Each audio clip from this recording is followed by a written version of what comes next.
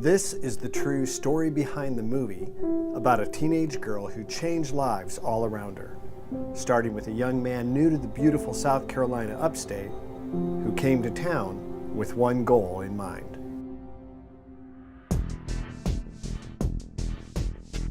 As a 16-year-old, my focus was only on football. That was my focus and that was my dream, is to play football on Saturday for somebody.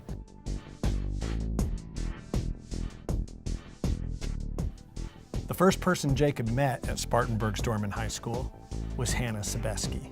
Hannah brought this excitement and confidence that you're going to be fine here, you're going to fit in here. Through Hannah, Jacob was able to get involved real quick with everything. They became fast and precious friends. It was strictly best friends hanging out and best friends going to get coffee and best friends hanging out with everybody. I'll always cherish that friendship more than any other friendship I've ever had.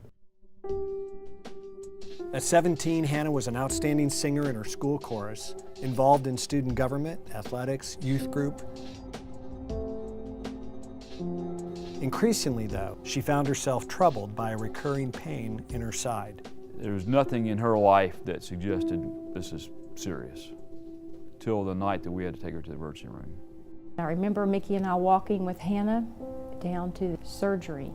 We hugged her again and we told her we loved her and we prayed with her. And then Hannah went behind a door that we couldn't go behind.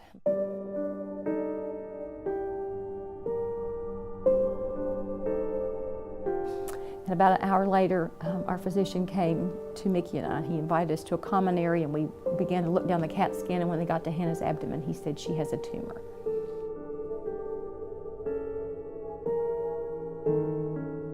And I knew in my heart at that moment that everything that God had taught me was about to be put to the test.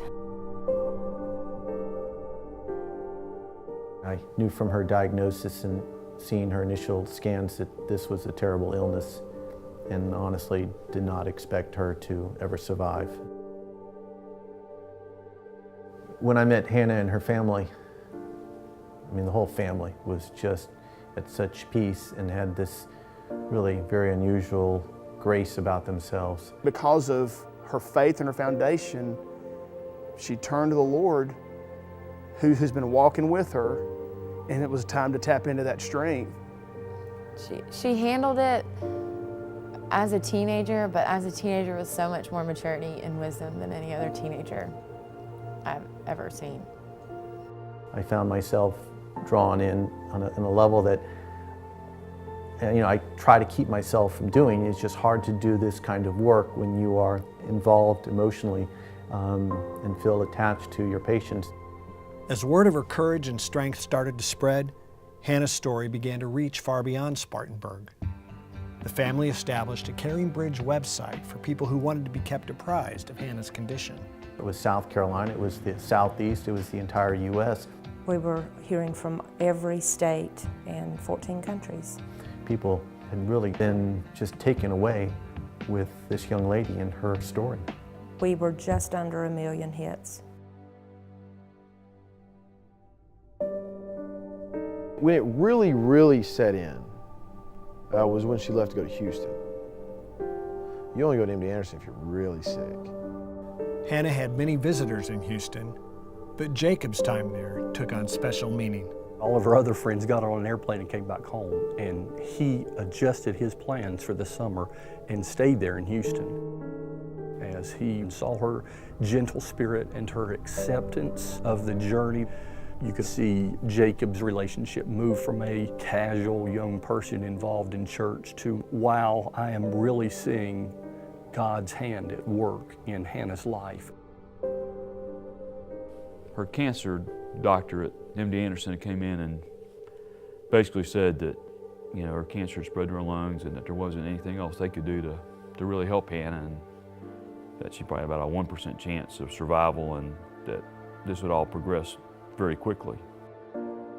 And that's where I remember telling my nurse one afternoon that Hannah will die in Houston. We'll never see her alive back in Spartanburg.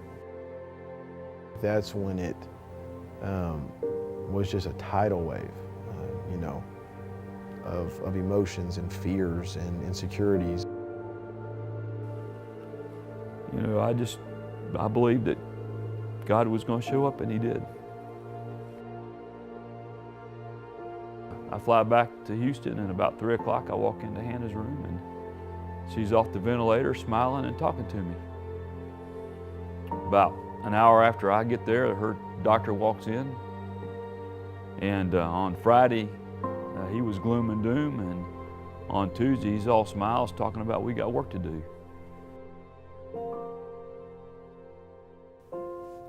The Sobeskis returned home to South Carolina. And friends there, as well as thousands of people around the world on the Caring Bridge website, celebrated Hannah's miraculous turnaround. While Hannah still faced many challenges, she looked forward to re-entering life in Spartanburg. She wanted to go to Clemson University and major in education. She bought into Clemson. That was it. There was no other schools on the radar. In her very sickest, weakest place, one of the things that she was trying to do after we came home from Houston was to fill out applications online for Clemson. While she was sick, she had a phone conversation with then head coach Tommy Bowden of the Clemson Tigers, and Tommy Bowden told her on the phone, hey, when you beat this thing, when you get on campus, we're gonna have you run down the hill with the Tigers. And that was a huge moment.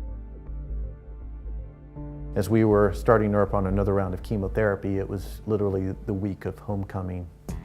While her physical condition took a turn for the worse, Hannah was happily surprised to learn that she had been nominated to Dorman's homecoming court. She started to have a great deal of changes physically. I mean, it was clear that things were not going well internally. She would have had every right as a 17-year-old girl to say, there is no way in the world that I am going to homecoming like this. But she understood that there was a bigger picture. A very special homecoming for an 18-year-old Dorman High School senior who was really just thankful to be able to walk onto the field.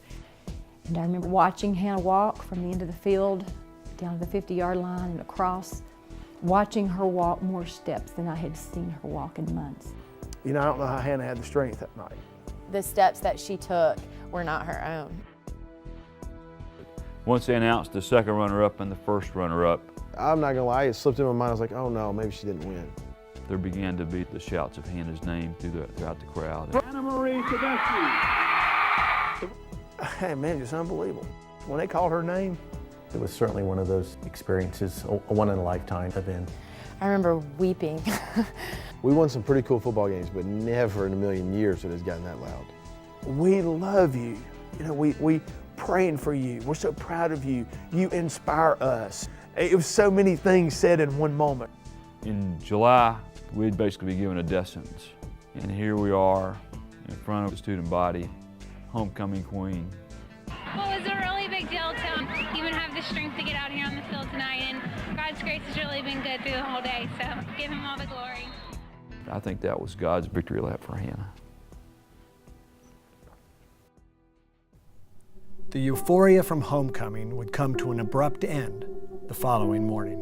We go back and spend a night in hospital, and the next day do a CAT scan.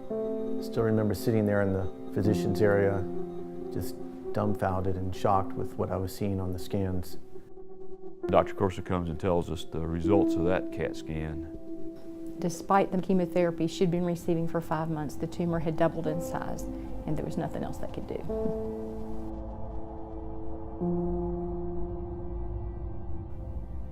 That one hurt worse than the first time. We've gotten bad news before, and we're going to keep our focus and our attention on God, because He is the one who's brought us to this point. And ultimately, you know, Hannah, you rest in the palm of His hand, and we'll take comfort in that, and we'll trust in that, and we'll hope in that. The Sobeskis brought Hannah home. Hannah's Uncle Clay offered a special outing for her and Jacob. There was not a lot of conversation. I wondered during the flight what she thought.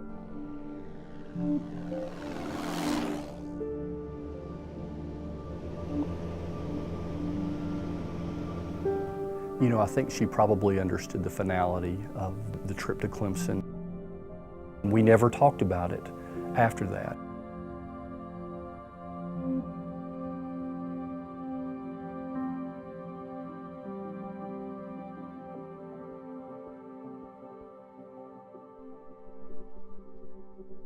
Hannah's condition worsened quickly, but she managed to summon the strength for a television interview with the local CBS News affiliate.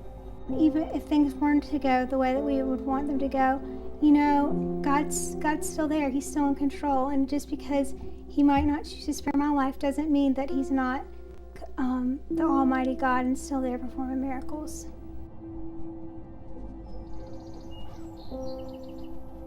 House calls are typically not something has been part of my practice, but again, this was not your typical case. I found myself being pulled out there one more time. Dr. Corso came about 11 o'clock through the front door, and Hannah was laying right here on the sofa. And he looked at her and said, "How you doing?" And she said, "I'm good," just like she always did. But I knew that this was the end. Hannah was going to die that day. And God began assembling this group of people at our home. It was just the most amazing thing. I remember kneeling by her side, and she was laying on the couch. And as every one of her friends came in turn and knelt beside our red sofa, that's the last thing she said to them. She said, "Just believe. Believe. Keep believing."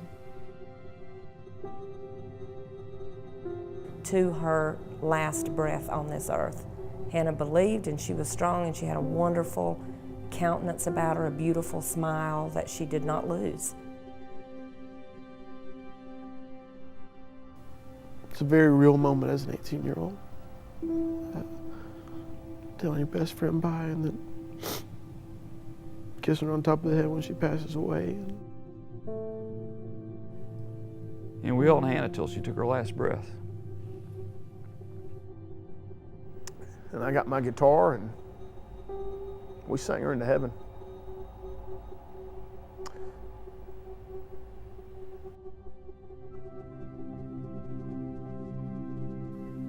The next day, Debbie shared with me John 11:26.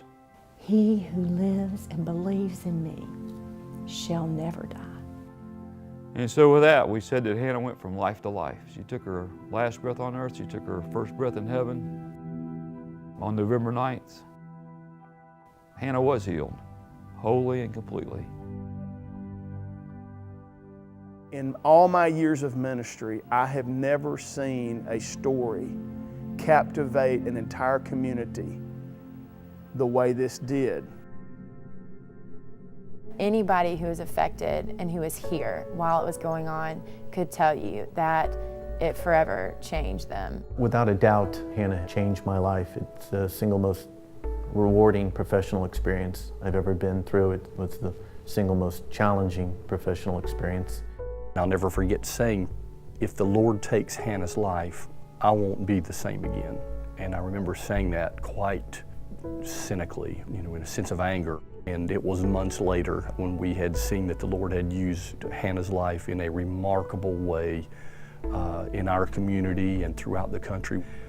It became one of our mantras that I will never be the same again because of Hannah's life. She impacted thousands of people then, and it continues today. It continues today. She made heaven much more real to me than it was before. I think for 6 months, God called Hannah to live a life that He would be able to use to draw people to Himself, to make a statement about Himself, and to draw others closer to Him. Listen, I know students die of cancer every day. I'm fully aware of that. And there are Christian young people that die of cancer every day. Because I've preached their funerals. Okay? I've never met a girl like Hannah Sobeski.